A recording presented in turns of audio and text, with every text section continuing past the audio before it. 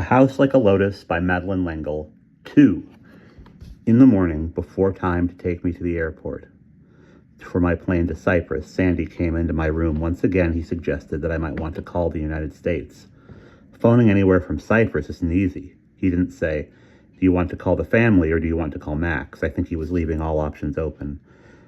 I just said no thanks, and then, because I felt that I was being ungrateful and ungracious, I said, I think it's time I cut the umbilical cord. From your family, he asked, or from Max? I fumbled in my suitcase, refolding a blouse. I should have realized, Sandy said, how young and vulnerable you are. You're so mature in some ways, it's easy to forget how inexperienced you are in human relationships. You idolize Max, and that is always the prelude to disaster. I speak 5 languages, I thought, irrelevantly, and it doesn't make any difference at all. He put his hand over mine. The toppling of your goddess was nothing I could have conceived of, and I do not in any way condone what happened, but it was an aberration, a terrible one, and it was nothing that had anything to do with the Max I have known for 20 years. I shut the suitcase, clicking the latches. Do you know, Polly, can you guess what it must have cost Max to call me, to tell me what happened, what she did? The fact that she could do that tells me just how much she loves you. Not in any erotic way, but as her child. I heard, and I didn't hear. I rolled up the cardigan, the Fair Isle cardigan I'd brought in case it turned chilly, and put it in the shoulder bag. Your parents did not know what happened because you didn't tell them, and that speaks well. For me, for my parents, for Max. I think you will be able to forgive what happened, Polly. I'm not sure they would be able to, and they would blame themselves.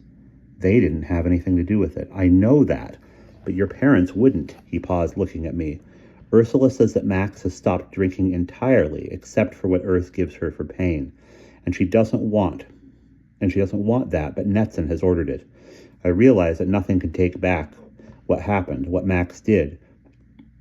But would you want never to have known her? I don't know. Perhaps where I hold Max most at fault is in letting you worship her. But you are a contained person, Polly, and I doubt Max realized the extent of your adoration. Maybe you didn't either. I nodded mutely. You're all right, Polly. He rubbed his hand over his beard. Nearly ready? Yes, thank you, Sandy. I've loved these days with you and Rhea, thank you. No thanks needed. You are very dear to us. He pulled me to him, kissed my hair. Have you been keeping that journal for school?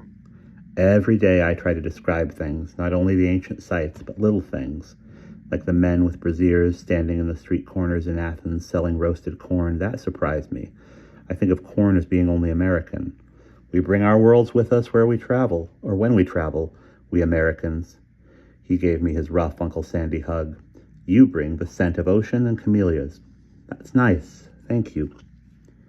And that young man, Zachary, who seems so taken with you, brings the smell of money and power. To the Zacharys of the world, Turkey, Pakistan, Kuwait are interchangeable.